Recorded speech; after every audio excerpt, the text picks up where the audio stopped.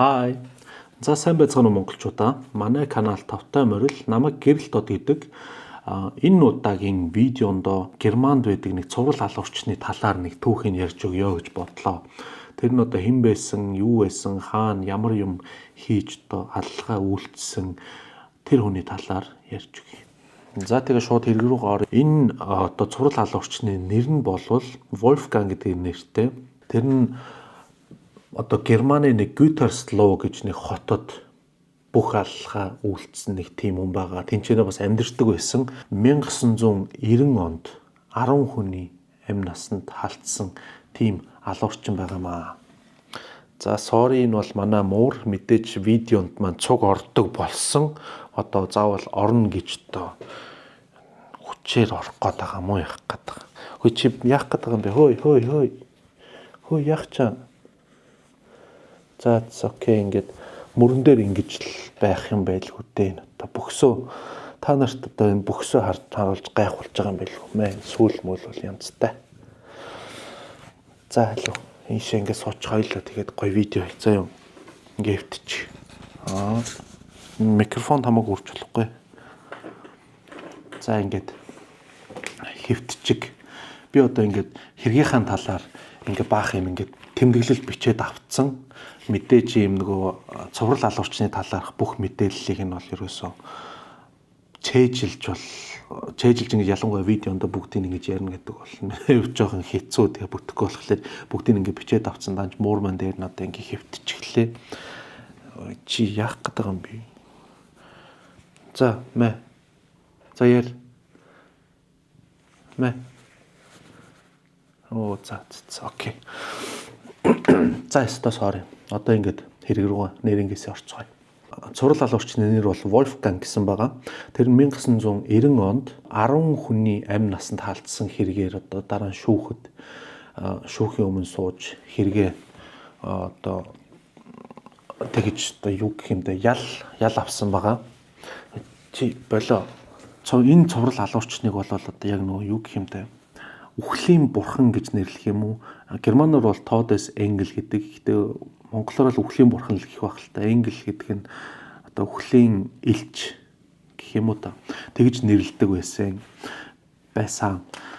За тэгээд Wolfgang нь бол 1956 оны айлын 3 хүүхдийн одоо хамгийн том нь олж төрсөн бөгөөд тэгээд бүр 128 IQ-тэй байсан юм байна. Амар ухаантай байсан гэсэн үг. Энэ Wolfgang нь болохоор тэр жоохон бахтай амар зожигдов. Тэгээд айгу тийм өндөр IQ-тэй болохоор амар их ээж аав нь одоо багш энэ бүх юм айгу их том өндөр юм шаарддаг байсан юм шиг байлаа л да. Ялангуяа юм хүүхэд байх үед нь уур уцаартай хүүхэд байсан гэж хэлж байна лээ. Таньж мэддэг байсан хүмүүс нь тийм жоохон бахтай. Аав нь болсон чинь одоо нэг техникийн худалдаа 8-чин хүн байсан гэж ярьсан байна лээ. Гэхдээ ер нь бол айгу аав нь бусдад айгу илдэг харьцаад айгу дайжгүй хүн байсан гэж ярьсан байл. Ээж нь болохоор жоохон тийм даргахруу гэмээр юм уу да айгу тийм доминант гэдэг нь одоо айгу тийм том дарга босс шиг тийм хүн байсан гэж ярилцлагандаа бол өөрөө дараа нь шүүхэд хэлсэн байлээ. Аав нь одоо Wolfgang-ийн дараа нь нэлээд том болцсон байх үед нь айгу их тийм архины асуудалтай байсан. Тэгээд айгу их гар үрдэг байсан гэж бас хэлсэн байлээ.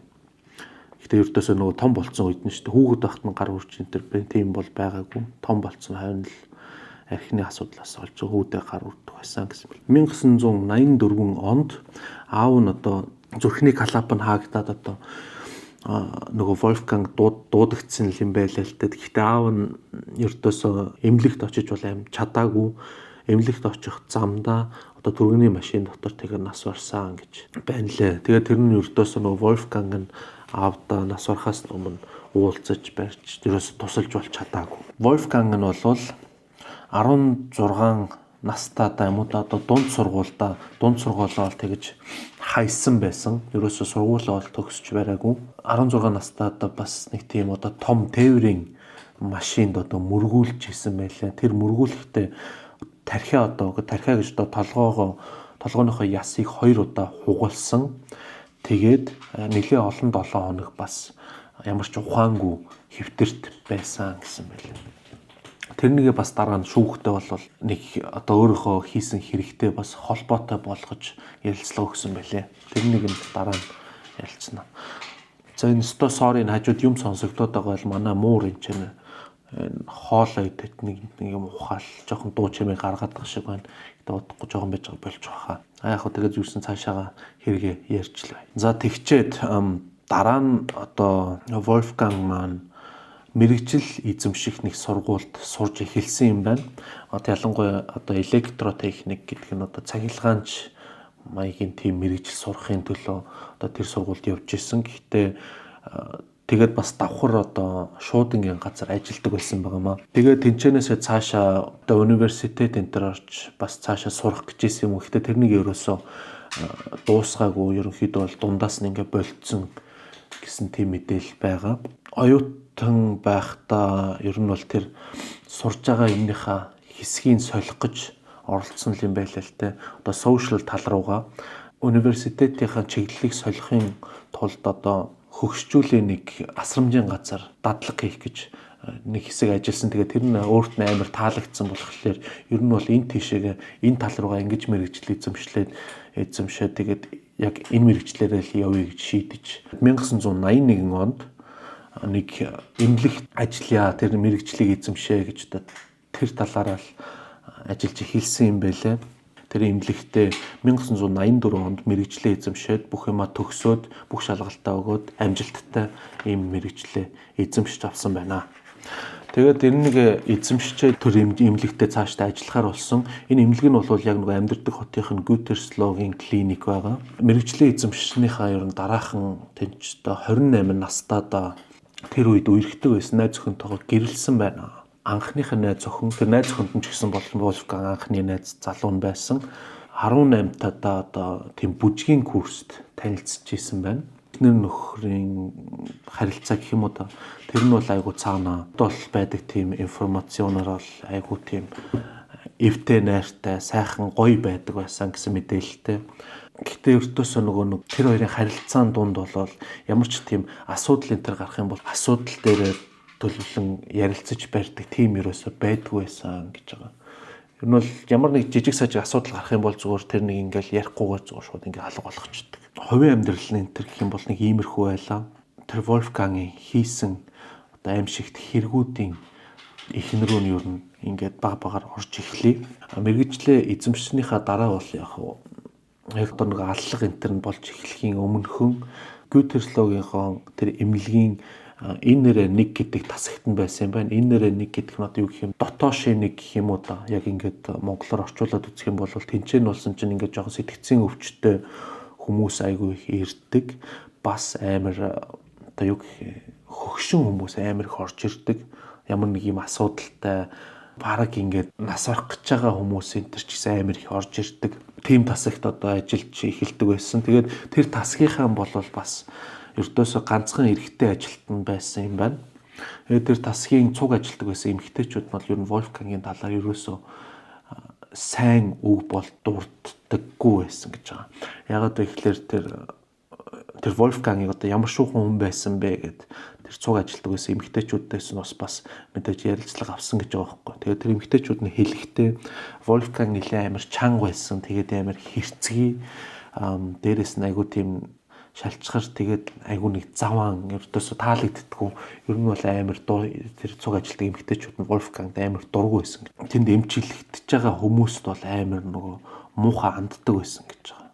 Ханддаг байсан. Тэгээд амар хурдан ууралж хашгичдаг байсан тэр хүмүүс рүү. Тэгээд Wolfgang бас нэг мэдээлэл өгс. Тэрний талаар мэдээлэл өгсөн юм нь гэх юм бол одоо Wolfgang айгу тийм архины донтолтлоо одоо тийм эмчлэгдэж байгаа хүмүүс рүү амар энэ стандарыг шал арчаагүй юм яаж амьдрахлаараа ингээ хамаг амьдралаа ингээд нэг балаа архинаас болоод ингээ очт ингээ ер нь бол амар тийм дорд үзэж ярьдаг амар доромжилдог тэр хүмүүс рүү амар хашгичдаг нэг тиймэрхүү эвгүй гарал байсан юм шагаа. Тэгээ хөгшин хүмүүстэй ажиллахлаар болохоор амар ямар ч тийм хүлээ центр байхгүй байнга тэднэр рүү ингээ хашгирч бас ууралдаг байсан гэж. Тийм ер нь бол хүмүүстэй тэгж л харьцдаг байсан гэж одоо цуг ажилтдаг хүмүүс нь тийм ярилцлаганда тэгж хэлсэн байлээ. Вольфганг дараа нь бас ярилцлаганда хэлэхдээ бол ерөнхийдөө өөрт нь ямар нэг асуудал энэ төр гарсны дараа ердөөсө цуг ажилтдаг байсан хамт олонных нь хүмүүс нь ердөөсө тэрний асуудлын талаар юу ч сонсдгүй байсан, сонсох хүсэлж байдгүй байсан гэж айгүй их гомдлсон байлээ. Хичээ дээрээс нь Вольфганг ч өөрт нь ямар ч тийм найз нөхөд гэж юм байдгүй байсан гэж байна. Одоо гэртээ ихнэртэй штэ. Ихнэртэйг болохоор ерөөсөө тийм асуудлын талаар ерөөс юу ч ярилцдаггүй. Ер нь бол тэгээд ганц одоо тэр Вольфгангийн асуудлыг сонсч байсан найдвартай сайн найз нь бол ерөөс өөрийнх нь нохоо байсан гэж байна. Нэг нохоотойгоо айгу тийм дотн ямар бүх асуудлаа ярилцаж хэлж өгдөг байсан юм уу яасан мэдээгүй. Тэр нь бас жоохон яг ядаж найз нөхөд байхгүй бол ядаж нэг амтантайгаа тэгжл ярьдаг байсан юм байл хөдөө зайлвал. За тэгээд Вольфгангийн ерөнхийдөө ажилтдаг орой ер нь бол ихэвчлэн бол оройны ээлжээр л ажилтдаг байсан гэж байгаа байхгүй. Тэгээд Вольфгангийн тэр ажилтдаг байсан оройны ээлжээр нь айгүй их ер нь ихэвчлэн тэр үеэр нь л бүх амир эмчлүүлж байгаа хүмүүс нас бардаг байсан. Гэхдээ нотлогдож баригдсан нь бол яг 10 хүн л байна. За тэгээ эхний нотлогдсон аллахынх нь хүн Хорст Дита гэж нэг одоо залуу байсан юм байна. Тэр нь бол 48 настай бөгөөд алуусан одоо хамгийн залуухан хохирогч хүн нэ гэж байгаа юм ба. Тэр нь бол 1990 оны 3 сарын 25-нд Вольфгангд алуулсан. Яаж алуулсан бэ гэх юм бол эмчнэр чинь ингээд судас руу ингээд 9 шид юм шахтсан штэ зүгээр. Тэр нь одоо ямар нэг юм шахахгүйгээр зүгээр шууд зүгээр нь дүүрэн агаар ингээд судас руу шахчихдаг байсан гэж байгаа юм. Тэгээд тэр агаар судас руу н орох юм бол мэдээж цаашаа гүйсээр байгаа зүрх рүү н ороод тэгээд тэнцэн ямар нэг асуудал болоо тэгээд ер нь бол тэр хүн нас орчд юм шиг байгаа. Ялангуяа тийм хөгшин хүмүүст бол бүр амар нөлөөлдөг гэж байгаа юм. За тэр нь бол яг яаж алдаг байсан одоо модус операнди гэж байдаг шүү дээ. Тэр нь бол энэ модус операнди нь байгаа маа. Ингээд агаар судас руу шахдаг. Дандаа хүмүүсээ тэгж алдаг. Эхний аллаг бол ингээд энэ хүн байсан байна. Дараа энэ Хорст Дитер гэж хүн одоо толгойнхоо энэ ард дагдсан жоох юм гэмтэлгээтэй байсан юм байна л да. Гэмтсэн байсан болохоор цагдаа нарт юу мэдэгдээ. Тэгээ цагдаа нар энэ хүний талаар шалгаж үзсэн. Энэ яагаад ингээд толгой нь гэмтсэн бэ гэхэд Вольфгангийн цагдаа нарт ингэж тайлбарлаж хэлсэн гэж байгаа. Гэхдээ би харин нөгөө нэг орын солих гэж өөр орон дээр тавих гэж хэвтүүлж байгаа харин толгойг нь цогцсон байж магадгүй гэсэн тийм шалтгаан хэлсэн байна. Тэр нэг бол цагдаа нар нэгтэйгээ тоогоогүй байж болох юм байна. Тэгээд бас биеийг нь сайн ингэ шалгаж үзсэн гэж байгаа байхгүй ямар нэг юм байна уу гэхэд ингээд гарных нь одоо энэ дотор хавцаа саяхан одоо тийм шинхэн хатгсан нэг зүгээр хатгсан нэг тийм газар байсан гэж байгаа. Тэр нөгөө нь бол цагдаа нар бас нэг тоож барьсан юм байгаагүй эмнэлэгт мэдээж юм хөгшин хүн ямар нэг тариа хийлгэсэн л байж таараа энэ бол зүгээр жирийн юм гээд ерөөсө тоогоогүй хайцсан. Түүнээс болоод энэ Хорст Дитер нь бол ямар ч тийм аллах энэ төр юу ч байгаагүй яг хэвийн одоо жирийн аргаар л өөрөө нас барсан гэсэн тэм тэмдэглэл тавигдчих одоо тэгээд энэ хэрэг бол хаагдсан юм байлээ. Та бас харамсалтай энэ Хорст Дитер нь айгуу тийм цогцыг нь одоо чандралсан байгаа маа. Тэгээд чандралсан болохоор энэ хүний талаар дахиж биеийг нь шалгаж бүр 100% нотолж бол чадаагүй. Энэ хэрэг нь бол зөвхөн өөрөө дараа нь Вольфганг баригдаад интервьюээр цагдаа нарт өөрөөгөө барьж өгсөн гэсэн. Тэгэл энэ нотлогдсон юм байна лээ. Дараагийн хэрэг бол 1990 оны 5 сарын 4-нд одоо 92 настай хадагтай Б гэсэн байна. Одоо нэр нь бол ихэнх хохирогчийн нэр нь бол юм бүтэн байхгүй зүгээр ингээд товчлцсон байгаа. Зөвхөн чухал хохирогчдын л нэр нь тэр чихээр нь одоо бүтнээр нь хэлэгдсэн. За энэ Фрау Б нь бол зүрхний өвчтөй байсан юм байна. Зүрхний өвчтөй энэ 5 сарын 4-нд Вольфгангийн тэр тасагт нь хурж ирээд тэгээ маргааш нь 1990 оны 5 сарын 5-нд одоо өдрийн цайны үеэр гэх юм уу да бас ингээд судас руу агаар шахагдаж ингэж нас орсон байгаа маа. Энэнийг дараа бас шүүхэд тайлбарлахдаа бол энэ бол зүгээр ингээл болцсон. Тэглээч би энэ хүнийг ингээд одоо амийг нь хороочоод тариага гинт ингээд гартаа барьцсан ингээд сэрсэн гэж байгаа байхгүй. Яг юу яаж болсон энэ бол зүгээр шууд автоматар ингээд санамсаргүй алдсан л ухааны юм ярьсан байгаа. Энэ хүнийг ер нь бол алчаад дараа нь өдрийн завсарлагаа хийж яах гээд ерөнхийдөө бол гэрлүүгээ харьсан баг. Гэртээ харьчаад би өстө амар юм араатан юм аа. Айгу тийм сэтгэлээр унсан гэж амиа хорлох талаар бодож ирсэн нөө. Үгүй шүү, би болохгүй юм байна. Одоо би ингээ амиа хорлох юм бол миний нохоо, миний эхнэр яах юм. Тэгээд ердөөс амиа хорлоогүй цаашдаа би амьдрах ёстой гэж өөртөө хэлээд одоо амьд буцаад ажилдаа явсан гэж байгаа. Буцаад ажилдаа явахдаа ердөөсөө хэдхэн цагийн дараа яг тэр өдөртөө ажил дээр очичоод хоёр дахь халлага хийсэн. Энэ нь хоёр дахь халлага нь болсон чинь бас 92 настай хадагтай Д байгаамаа. Өмнөх хадагтай Б-гийн үхсэн тэр өрөөнд 3 цагийн дараа энэ хадагтай Д нь орж хөвцсөн байгаа. Энэ бас ингээд цуц руу агаар шахаад юу алдсан. Яг адилхан өдөртөө 3 цагийн дараа хоёр дахь нь алчиж байгаамаа. Тэгээд энэ хадагтай Д-г юу алсныхаа дараа тэр өрөөнөөс ерөнхийдөө бол гараад тэнцээ байсан цуг ажиллаж исэн хамт олонныхоо тэр нэг эмэгтэй рүү хэлсэн гэж байгаа юм. Ороод энэ хадагтай Д-г хараатгаарай. Жохон биеийн жохон муу ах шиг байна гэд тэгээ явсан. Цуг ажилтдаг байсан хүн нь ороод хадагтай Д-г ингээ харж үзэхэд бол ялизууны нас барцсан байсан гэж байгаа юм. Энэ хоёр хадагтай одоо ингээд өгчөж байгаа. Дараа нь эмч бол ер нь энэ хоёрын цогцыг нь харж үзээд ямар ч тийм гадны нөлөөлөлтөй үхэл бол байгаагүй гэж тогтоогоо тэгээд юуроос ямар ч тийм задлан шинжилгээ энэ төр хийхгүйгээр угаасаа юм хөгшин хоёулаа 92 настай хүн бас зүрхний өвчин энтертэй ингээд өөрөө ингээд ер нь бол нүдтэй ханаад амьсгал хураажээ гэсэн тэмдэглэлтэй ямар ч тийм болов. Тэгэл ер нь шалгалт энтер болоогүй. Энэ хэрэг нь бол ингээд шууд дууссан баг. Яванда ингээд одоо Wolfgang-ийн тасагт нь ингээд энэ хоёр хүн ингээд нэг өдөртөө шууд өгчөж байгаа шүү дээ. Тэнгүүтэл нь бас энэ хэрэг болсны дараах нь цуг ажилтдаг байсан хүмүүс нь Wolfgang-ийн талаар ингэж инээдмийн маягаар юм ярьж исэн гэж байгаа байхгүй. Одоо Wolfgang энэ тасагтаа ингэ ажиллах үеэр л дандаа их хүмүүс ингэ үхэж яахын ер нь бол өөр тасгийн хүмүүс хүртэл ярьдаг байсан гэж. Манай тасагт жоох юм хэцүүхэн өвчтөй тийм хөгшин хүмүүс байгаа. Wolfgang чи үрчирээд нэг хажууд нэг жоохон суугаатгаач. Тэгээд энэ хүмүүс ингэ гэлс үхчих байхаа гэд одоо жоох эвгүүч гэсэн ингэж хоорондоо ярилцаж хөрөлддөг байсан гэж байна. Энэ болсон хэрэгүүдийн дараа 2-7 хоногийн дараа 1990 оны 5 сарын 19-нд дараагийн одоо хохирогч гарч ирсэн байна. Тэр нь бол хадагтай Э. Жохон нөгөө ой санамжаа ингээ мартчихдаг нэг тийм мартамхай одоо тийм хөгш хүмүүс байдэн шүү дээ. Тийм эмэгтэй байсан байгаа байхгүй 78 настай. Тэрнийг нь 2-7 хоног тэр өдөр 5 сарын 19-нд дахиад мэдээж нөхөд гэмээр агаар шахаад алдсан. 1990 оны 5 сарын 29-нд хөгшин нэг ах F гэдэг нэртэй нэг ах 75 настай. Одоо бас яг адилхан тэгж алсан байгаамаа. Энэ хөгшин өвөөг алахдаа яг орных нь хажууд зогсож байгаад яаж ингээд амьсгал нь хурааж байгаа, яаж өгч байгааг нь айгүй их ажиглаж харж зогсож исэн гэж байгаа. За өстө sorry миний утас дуграад унлаа. За дууг нь хаачлаа. Одоо ингэ цааш гавцаа. Тэгээд орных нь хажууд ингээд яг ажиглаж байгаад үхэн хөлтөл нь ажиглаж байгаа тэгээ гарсан гэж байгаа. Энэ нь бол ингээд одоо дөрөв дэх аллах нь байсан. Дараа шууд ингээд амралтанд явсан гэж байгаа. Амралтанд явчаад амралтаасаа буцаж ирэхдээ одоо 1990 оны 6 сарын 14-нд амралтаа дуусгаад буцаад ажилд орж эхэлсэн гэж байгаа. Тэгээд ердөөсөө маргааш нь 6 сарын 15-нд нь одоо хадагтай А гэж нэртэй 82 настай нэг эмэгтэйг одоо бас амийг нь хөнөөсөн байгаа юм.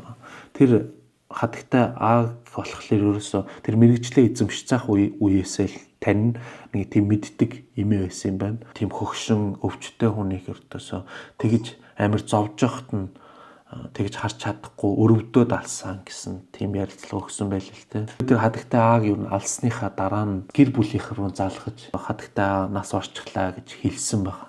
Нэг аимшигтай. Өөр алчаад гэр бүлийнх рүү нас орсон утсаар ярьж тийм мэдээ дуулгасан байна.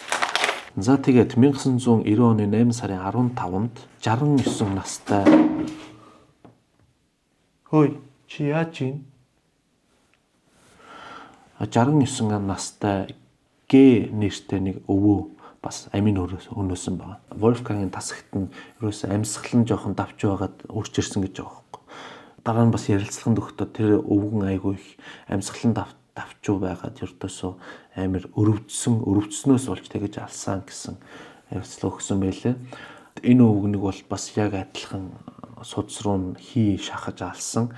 Хэвтчихсэн тэр өрөөнөөс нь бол тэр хийг нь шахачаад ерөөсөө гарчаад өгснийхэн дараа буцаж орж ирсэн гэж байгаа юм. За тэгээ 1990 оны 9 сард болсон чинь Wolfgang F гэдэг нэртэй нэг залуу орж ирээд тэр нь бол бас гинтл Wolfgang-гийн тасагт нь орж ирсэн. Тэгээд айгүй тийм амьсгаан давчуухан баг хөнгөө алдсан. Гэтэ тэр бол ингээд аврагдсан юм байна л да. Өөр эмчнэр орж ирж аварч чадсан. Тэрнийг аварч чадсан эмч нь болохоор одоо ингээд хогийн савнд нь ампулнууд олсон гэж байгаа байхгүй. Им байдаг нэг тийм нэг юм юмнууд байдаг шүү дээ. Савлгаанууд нь 4 ширхгийг олсон гэж байгаа. Тэр нь болохоор ямар юмнийх вэ гэсэн чинь нойроцил гэдэг нэртэй юм байсан юм байна. Бүр тийм 4 ширхэг. Тэр 4 ширхэг нь бүр шүү дээ. Тэр стационных нь жилдээ хэрэгэлдэг байсан. Тийм хэрэгцээ нэг байгаа. За тэгчээд тэрнийг олсон тэр эмчин юм уу эсвэл одоо тэр цуг ажилдаг байсан хүн дараа нь одоо хуулийн өмгөөлөгчдөр очиж асуусан юм байлээ л дээ. Би тийм болсон одоо тийм юм тэгж хүн тэрнийг алах гэж оролцсон байж магадгүй ийм олсон өмгөөлөгчтэйгээ ярилцж байгаад тэгээ өмгөөлөгч нь дарга дээр очиж хэлээ мэдүүлэг хийгээд яг хуу тэр нэг нь явуулсан юм байлээ л дээ. За тэгээд мэдээж тэр нь очиж даргатай бүх мэдүүлгийг хийсэн, бүх юм ярьсан, юу олцсон, бүх юм харуулж үзүүлсэн. Одоо тэр дарга нь нойроцилийнхэн даймаа алдчихсан Wolfgang F-ийн цусын шинжилгээнд өгөхөд лабор руу явуулсан бөгөөд 2 төрлийн лабор руу явуулсан гэж байгаа. Нэгэн дээр нь болсон чинь тэр нойроцил юм нь цуснд нь олдсон. Нөгөөд 2 дахь лабор нь болсон чинь юу ч олдоогүй гэсэн тийм хариутай гарч ирсэн гэж байгаа байхгүй. За тэгээд тэр дарга нь өрдөөсөө за энэ юусоо 100% баталгаатай биш юм байна гэсэн маягийн утгаар ямар ч тийм юу байхгүй гэсэн одоо тийм үр дүн гаргаад ерөөсөө ямар ч цагдаа магдаа цааш нь мэддэг юм юу ч хийгээгүй. Тэгээд ерөнхийдөө энэ хэргийг чив чимэг болгоцсон юм байлээ л дээ. 1990 оны 10 сарын 11-нд нэг Хаа гэдэг нэртэй нэг өвөө 87 настай. Одоо Wolfgang-ийн тасагт нэг өрөөнд хэвтчихсэн юм байна. Тэгчээ Wolfgang ер нь тэр өрөөнөөс гарч ирээд одоо цуг ажилдаг байсан нэг эмэгтэй рүүгээ хэлээд чи энэ өрөөрөө ороод тэр энэ Хаа гэж өвөөгөр нэг сайн хараатахаараа жоохон биений өвөө ах шиг байна гэд хилээд гараа явсан гэж байгаа. Тэгээд нөгөө тх эмэгтэй нь ороод Хаагийн одоо сайн харж ажиглахад аль хэзээ өгцөн байсан гэж байгаа юм. Тэгээд дараа нь бас ярилцлага нь тэгж л өгсөн байлээ л дээ. Жоохон ууртай энэ Wolfgang ерөөсөө тэрнийг өгцөн байсан мэдсэн. Тэгээ мэдсээр байж намайг оруулж дахиад сайн хараатахаараа би энэ жоохон муу байна гэж хэлсэн гэсэн тийм ярилцлага өгсөн байлээ. 8 дугаар хохирогч нь 1990 оны 10 сарын 12-нд 87 настай хадагтай К гэдэг нэртэй нэг юм эмэгтэй байсан юм байна. Хохирогч номер 9 нь болохоор одоо яг тэр оныхоо 10 сарын 29-нд 79 настай хадагтай М байсан юм байна. Одоо энэ бол 10 дахь бөгөөд хамгийн сүүлчийн хохирогчийн талаар ярив. 1990 оны 12 сарын 14-нд 86 настай Маргарет гэдэг нэг хадагтай байсан юм байна. Айгуу тийм бас нэг зүрхний жоохон асуудалтай. Гэхдээ айгуу ямар ч тийм том асуудал бол биш. Зүрхэн л жоохон эвгүй болохоос түүнээс нь бус тийм бол цэв эрүүл амар тийм цоглог нэг юм байсан гэж байгаа байхгүй. EKG гэж одоо ямар нэг зүрх энэ төр хэмждэг юм байдэн шүү дээ. Тийм юм эмчин ингээд хийя гэд Wolfgang-ыг тийм аваад ирээ явуулсан. Тэр хоорондоор нь очиж өөр хүн харах гад тэгээ буцаад иртэл нөгөө нэг Wolfgang нь энэ EKG хийх одоо шаардлагагүй болчлоо. Маргарет аль хэзээний нас орчлаа гэсэн юм шууд эмчид хэлсэн гэж байгаа байхгүй. Бүр ерөөсөө ямар ч юу ч болоогүй юм шиг зүг зүгээр ээр өрөөл байсан хүнийг шууд очиод аль хэзээний хэрэггүй болчлоо, аль хэзээний нас орцсон гээл шууд эмчт. Ямар ч одоо бүр сүултээ айж барьсан ч юм байхгүй зүгээр шууд алаал явцдаг болцсон баг. Тэрнийг бас ингээд яг ингээд агаар суц руу шахаж алсан баг. Эмч нь болохоор дараа нь юу гэсэн үг яаж байгаа зөв зүгээр эрүүл байсан хүнийг зүгээр энэ тест хийж үзэх чинь штэ. Зөв зүгээр яаж байгаад ингэж өхөн гэж юм байхгүй штэ гэд очиод бас биеийг нь сайн шинжилж үзсэн юм байна л да. Тэрний олсон нэг юм болохоор одоо биед нь одоо бас гарныхын тэр тохооныхын тэр хавцаа ч юм уу шинхэн нөгөө нэг зоож тариа хийсэн нэг тийм нүх олцсон гэж байгаа. За тэгээд тэр нь ингээд энэ ямар нэгэн болсон байна. Одоо тэр эмч чинь өөрөө тариагаа хийн штэ тий. Эсвэл өөр хүн тариа гэж хий гэж тушаал өгнө. Ямар ч тийм тариа өөрөө хийгээгүй тийм тушаалж өгөөгүй байхад энэ хүн ингээд тариа хийлгсэн тэгээ хийж шинхэн тариа хийлгсэн тийм нүх олцсон гэдэг. Ер нь бол цаанаа ингээд юм бодоод олцсон байгаа байхгүй юу. Дарга руугаа залгаж хэлэх гэж юу болсон яасан хийснийг хэлэх гэж оролцсон гэж байгаа. Данж дарга нь ерөөсө холбоо барих боломж байхгүй. Тэгэхээр 12 сарын 14-ний одоо 2 өдрийн дараа 12 сарын 16-нд нь одоо даргадаа мэдүүлэг өгсөн гэж байгаа. Ийм болсон, эрүүл байсан ингээд өгсөн. Тэгээд дээрэс нь биед нь ингэж шинхэн тариа хийгдсэн юм нөх олцсон гэд. За тэгээ шууд маргааш нь болсон чинь дарга нь одоо 1990 оны 12 сарын 17-нд дарга нь шууд цагдаад мэдгдсэн гэж байгаа. Цагдаад мэдэгдэнгүүт шууд нөгөө цагдаа нар мэдээж тэр нас барсан хүний биеийг нь шинжилж үзсэн. Одоо шүүхийн шинжилгээнд шууд орсон. Задлан шинжилгээ. Тэгээ юунаас болж яаж өгсөн бэ гэдгийг шууд бүгдийг тэнцээ одоо мэдэж олсон. Тэр нь бол одоо ингээд агаар ингэж судас руу шахсан байна. Тэрнээс болж ингээд зүрхэн зогсож нас барсан байна гэсэн мэдүүлэгтэй. Маргааш нь шууд бас Wolfgang одоо тэр эмчээс өөр зөвхөн Wolfgang л байсан болохоор тэр Wolfgang-ыг ер нь шууд баривчилсан. Тэгээд одоо мэдүүлэг өгөхөр болсон. Одоо мэдүүлэг өгөхдөө эхэндээ бол Wolfgang ерөөсөө үгүй би юу ч хийгээгүй, яагаачгүй би наадах чинь худлаа мэдүүлэг энэ төр гэж айгүй их худлаа ярих гэж өөрийгөө аврах гэж оролцсон юм байна. Гэхдээ ердөөсөө нэг хэсэг цагийн дараа цаа би ер нь энэ Маргаретийг яг тэгж алсан гэд ер нь бууж өгсөн. Тэгээд бүх юмаа хэлсэн. Эхний үед бол ерөөсөө зөвхөн тэр одоо сүүлийн аллага тэр Маргаретийн юунаас л болж тэгж баригдсан зөвхөн тэрний талаар л юмаа ярьсан. Явандаа тэгээд ярилцлагандаа бол би нийтдээ 14 хүн амийн хороосон. Яг ингэж амийн хороосон гэсэн мэдүүлэг өгсөн. Энэ мэдээллийн дараахан цагдаа нар 14 хүн үүний цогцыг гаргаж 14 ч арай биш 13 юм байна. Нэг нь одоо шатаагдсан байгаа шүү дээ, тий. Тэрнийг бол угаасаа юу шинжлэх боломж байхгүй. Гэтэ 13-ыг бүгдийг шинжилж үзсэн гэж байгаа. Түүнээс 10 хүн ер нь бол 100% яг адилхан үхсэн, адилхан нас барсан байна гэж нотлогдсон бөгөөд яг тэр 10 хүний хэсгээр ер нь дараа нь шүүхтүүлсэн юм байна. Шүүхийн өмнө Wolfgang хэлсэн гэж байгаа байхгүй. Би өөрөөсөө энэ талаар ямар ч тийм ой санамж байхгүй. Миний санаж байгаа юм гэх юм бол хүмүүс алж байгаа тэр талаар ямар ч ой санамж байхгүй. Харин гинт ингээд одоо сэрсэн мөчл байгаа. Ингээд тэр хүмүүсийн хажууд өгцөн хүмүүсийн хажууд би ингээд гинт сэрсэн. Тэгээ гарт маань ингээд юм тариал байсан. Өөр юм тэрнээс өмнө юу ч юу басан юм би ерөөс юу ч санахгүй байгаа гэсэн бас нэг тийм одоо шүүхэд тэгж хэлсэн байлээ. 1993 оны 7 сарын 22-нд одоо шүүхийн ял тогтоогдсон бөгөөд Wolfgang-ыг одоо 10 хүний амь насаасан хэрэгээр амь насанд халтсан хэрэгээр 15 жилийн ял авсан. 15 жил нь айгүй тэр үедээ л тийм байсан юм эсвэл амар бага байхгүй. 10 хүний амь насанд халтсан хэрэг гэдэг чинь бас амар байгаа шүү дээ. Тэгээ Америкт байсан бол 100 гаруй жил баг ял авна шүү дээ. Гэтэ Германд бол нэг тийм байгаагүй юм шиг байна. 15 жилийн л ердөөсөө ял авсан. Одоо шүүхээр 93 онд ял авсан гэдэг чинь одоо 2008 онд баг чоронгоосоо сулагдсан юм уу да тий. Гэтэ яг хизээ бол сулагдсан тэр талаар мэдээ бол юуч байхгүй.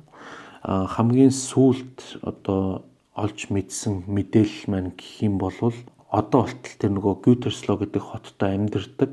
Тэгээ хамгийн сүүлд амь насны даатгал зарж байгаа гэсэн тийм мэдээлэлтэй. Тэгээд тэр түүнээс өөр тийм мэдээлэл бол нэг байдгүй юм байлээ. Тэгээ одоо ингээд шүүхээс ялаа аваад тэрнийг суугаад дууссан болохоор мэдээж хувь хүний талаар мэдээлэл бол айгүй нэг тэгж нааш цааш гадуур дотор орж нэг мэдээлэлэгдэд байхгүй бас хэцүү л баг л та. За тэгээд энэ удаагийн хэрэг маань ер нь бол ингээд дууслаа. Ийм амар цуврал алуурчин одоо болтол сайхан амь насны даатгал цараад явж байгаа юм шиг байна. Одоо амьд байгаа мүү гүм үү? Тэр талаар ч гэсэн мэдээлэл бол байхгүй. Ийм олон хүн амь насанд нь халтсан, ялаа авсан, суусан, дараа нь суллагдсан. Ийм хэрэг байгаамаа. За ингээ миний ард байсан цэнхэр гэрэл маань уул нэг юм жижигхэн гэрлүүд гэхгүй. Яг ярьж ирсэн чинь голд нь ингээд цэнгэн дуусчих шиг боллоо. Sorry. Энэ удаагийн видео маань бол ингээл дууслаа л та. Энэ одоо ингээд төгсгөл хүртэл нь сууж сонссон эсвэл үзсэн та нарт маш их баярлалаа. Таалагдсан бол лайк дараарай. Комментор гой юм бичээрэй. Тамаа балаа юм бичсэн ч бас болно л да. Танаас өөрөө чинь сонголт. Энэ каналын маань одоо subscribe хийгээрэй. Одоо бол цөмөр намайг дагдаг subscribe хийсэн хүмүүс 3370 гарсан байсан. Тэгээд та нарт маш их баярлалаа. Байн үзэж, лайк дарж, комент бичдэгт нь бас маш их баярлалаа. Яванда бүр илүү гой видеонууд хийхийг хичээнэ. Аль завандаа тааруулаад мэдээч. За тэгээд ер нь дараагийнхаа видеог ер нь цэцүүнэтэйгээ хийх санаатай байгаа. Манай Choice намайг налаад унтцсан. Шал нойрмог юм. Бас баяртай гинэ. Choice баяртай гэж. Bye. Яа зайлуулаа. Яасан сэрэг айсан уу? За, bye.